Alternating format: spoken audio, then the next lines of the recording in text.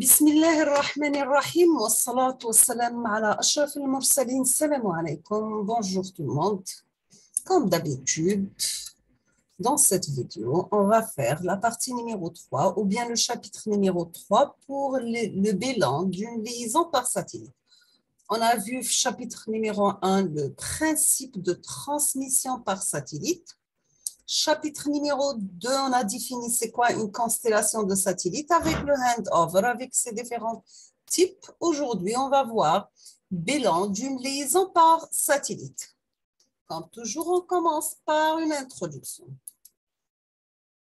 Nous avons que lors de la définition d'un système de communication avec un satellite, il est nécessaire de déterminer la taille des antennes d'émission et de réception. Nous avons que la puissance d'émission et le rapport signal à bruit nécessaires pour pouvoir effectuer la transmission avec la qualité requise. Effectuer cet ensemble de déterminations constitue le bilan de liaison. Nous avons, c'est quoi le bilan de liaison? C'est le bilan énergétique qui permet de déterminer le rapport signal à bruit de la station terminale de la liaison. Voici dans cette figure, on va voir le lien de communication par satellite. Nous avons une liaison montante et une liaison descendante. On va commencer par une station de base en transmission avec perte de propagation. Et au niveau du satellite, nous avons aussi le gain GS, gain satellite. Sur la partie réception, nous avons toujours une perte de propagation pour arriver à la station de base en réception, ce qu'on appelle une liaison descendante. Quels sont les principaux paramètres d'une liaison? On va commencer par GT. C'est quoi GT? C'est le gain de l'antenne de la station de base de transmission. Gain de l'antenne de la station de base de transmission. Nous avons aussi le LU, c'est la perte de propagation de la liaison montante, incluant les pertes dans l'espace libre, l'absorption atmosphérique et l'atténuation de la pluie. Sans oublier le GSU, c'est bien le gain de l'antenne de réception du satellite. Le GS, c'est le gain d'amplification du transpondeur du satellite. Le GSD, c'est le gain de l'antenne de transmission du satellite. Le LD, c'est la perte de propagation de la liaison descendante. Et on termine avec le GR, c'est le gain de la station de base de réception. Donc, la puissance totale PR reçue au niveau de la station de base de réception est donnée par cette formule. PR, la puissance en décibels, égale à PT plus GT plus GSU moins LU plus GS plus GSD moins LD plus GR.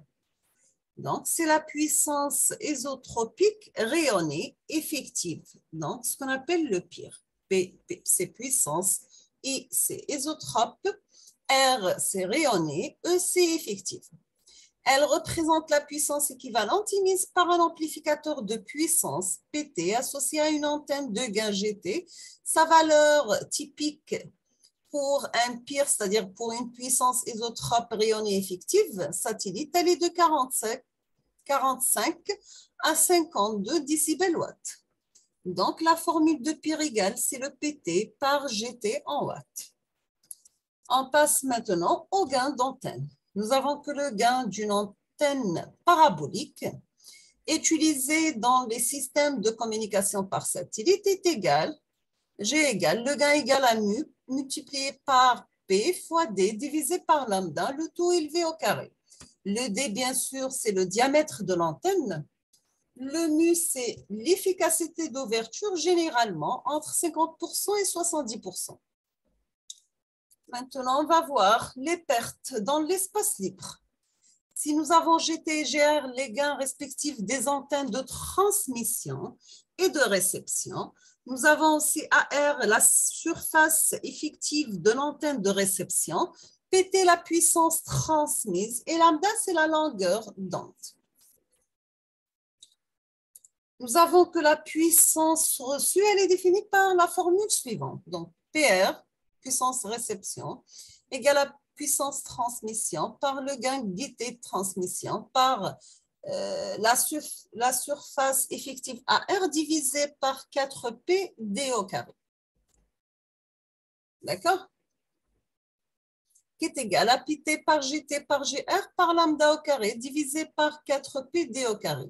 On appelle ça, c'est l'équation de Ferris. Bien sûr, AR égale GR par lambda au carré sur 4Pi.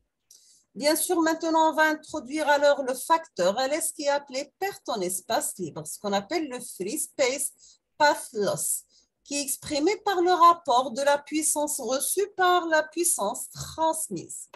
Donc, nous avons LS égale 4πd divisé par lambda, le tout au carré. Donc, le PR égale pi par GR divisé par LS. Quelle est la qualité d'une liaison par satellite? Nous avons que la qualité de la liaison, elle est caractérisée par le rapport, bien sûr, signal sur bruit. Donc, C sur 1,0 représente la puissance de la porteuse sur la puissance du bruit. Quels sont les types de bruit? Nous avons un bruit numéro 1, transmetteur. Donc, au début, nous avons une source du signal qui passe à travers un transmetteur accompagné de bruit 1. Nous avons deuxième bruit qui sera être introduit au transpondeur et un autre bruit 3 dû au satellite. Le bruit 4 qui sera à la réception du récepteur, accompagné d'un autre bruit 5, la station de base en réception. On va définir c'est quoi le bruit 1, 2, 3, 4 et 5. Le bruit 1, c'est un bruit thermique généré par le modulateur. Nous avons que le mélangeur et l'amplificateur de puissance. D'accord? Ce bruit est généralement suffisamment petit en comparaison avec la puissance du signal utile et il est négligeable par rapport aux autres sources de bruit. On passe maintenant au bruit numéro 2. C'est un bruit thermique issu de la Terre et reçu par l'antenne du satellite, généralement à 300 kg. Nous avons aussi le bruit numéro 3, c'est un bruit thermique généré par le transpondeur du satellite. Il dépend principalement des performances du LNA du transpondeur.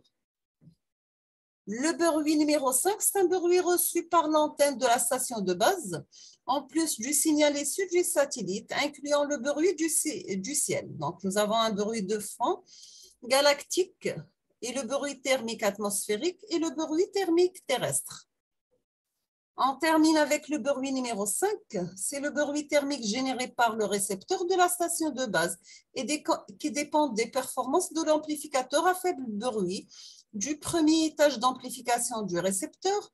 En plus de ces sources de bruit, un lien de communication par satellite est soumis à des interférences introduites par d'autres systèmes de communication par satellite. Maintenant, on va définir c'est quoi le bruit thermique. Le bruit thermique, c'est la résultante d'une part de bruit qui s'introduit par l'antenne de réception en raison du rayonnement naturel des objets se trouvant dans son champ d'action. Nous avons aussi que le bruit thermique est défini par sa densité de puissance. Nous avons un 0 qui est égal à K multiplié par T, donc l'unité c'est watts par Hertz. On appelle K la constante de Boltzmann. Elle est égale à 1,38 par 10 puissance moins 23 joules par K-1. T, c'est la température de bruit en Kelvin.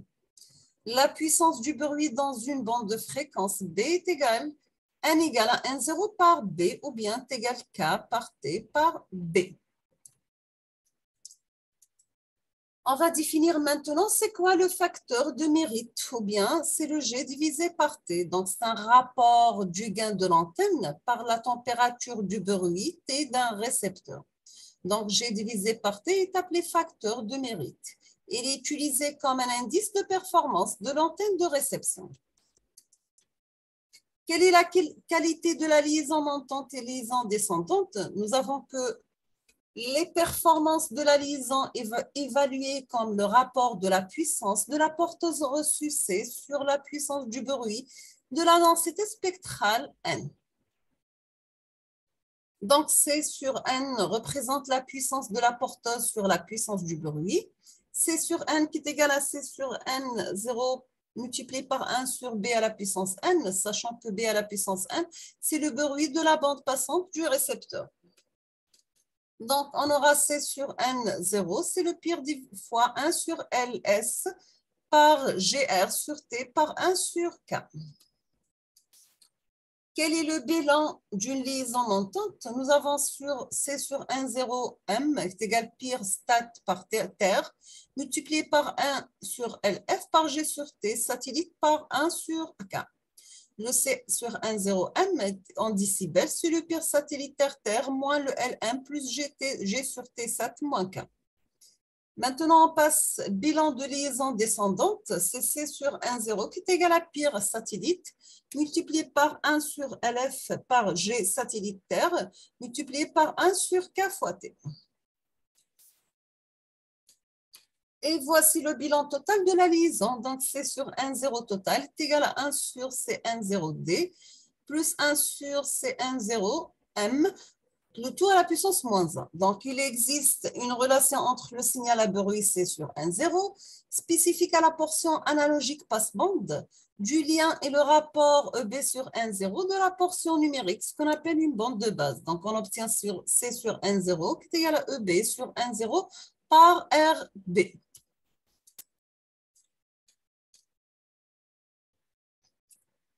Si on va prendre un exemple de EIRP du satellite à 30,5 décibels, la perte de propagation de 1,5 GHz de la distance de 41,097 km, qui est à 199,4 décibels. Le gain de l'antenne de AES est égal à 40 décibels. La perte d'alimentation, c'est 3 décibels. La température de bruit équivalente à l'entrée de l'amplificateur faible de bruit. La station de base, il est à 300 K. En tout, on obtient que le C sur 1,0 en utilisant la formule précédente, qui est égale à 55,8 décibels Hertz. On va prendre un exemple maintenant. On va considérer un satellite géostationnaire avec une puissance rayonnante de 100 watts. Nous avons aussi l'antenne d'émission à un gain de 17 décibels. L'antenne de réception de la station aérienne est une parabole de diamètre 3 mètres avec une efficacité de 50%. La fréquence porteuse, elle est égale à 4 GHz. On vous demande de calculer le bilan de cette liaison, calculer le débit de transmission pour un rapport de 10 décibels. On passe au calcul. Nous avons que le PT qui est égal à 100 watts, donc le PT en décibels, c'est 10 log de 100 qui est égal à 20 décibels.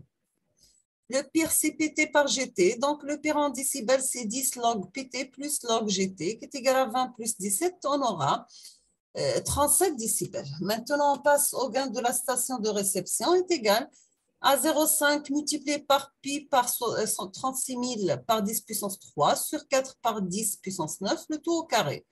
Donc, on obtient le gain de station de réception en décibels égal à 39 dB. Pour la perte de la propagation, nous avons LS qui est égal à 4pi d sur lambda, le tout au carré. Le LS en décibels, il est égal à 195,6 décibels. Maintenant, si on va négliger les pertes atmosphériques, la puissance reçue égale PR en décibels qui est égal 20 plus 17 plus 39 moins 195 moins 6,6. On obtient en tout moins 119 décibels. On va calculer 1,0 par la formule suivante. Donc, KT par est égal à 10 log de K plus 10 log de T. À la fin, on aura moins 2038 décibels par Hertz. Donc, on obtient à la fin le rapport puissance-réception divisé par 1,0 qui est égal à 84,3 en décibels. Pour le débit de transmission, On va utiliser la formule suivante. On arrive à RB est égal à 10 puissance 743, donc est égal à 26,9 mégabits par seconde. Donc, le satellite peut transmettre 26,9 mégabytes par seconde. Maintenant, si on souhaite augmenter le débit, on augmente la puissance émise par le satellite. Ou bien, on augmente la taille de l'antenne du satellite par rapport à la station terrienne. On termine avec les pertes ionosphériques. Nous avons que la traversée de l'ionosphère peut provoquer des affaiblissements dont l'origine est multiple, soit des erreurs de pointage dues à la réfraction, effet de rotation du plan de polarisation des ondes. Nous avons aussi la réfraction des ondes électromagnétiques due à l'ionosphère qui va provoquer un décalage entre la trajectoire apparente des ondes et leur trajectoire réelle. Ce décalage est d'autant plus important que la fréquence est basse, donc elle est inférieure à 1 GHz. Cela pose des problèmes de fiabilité et de pointage des antennes.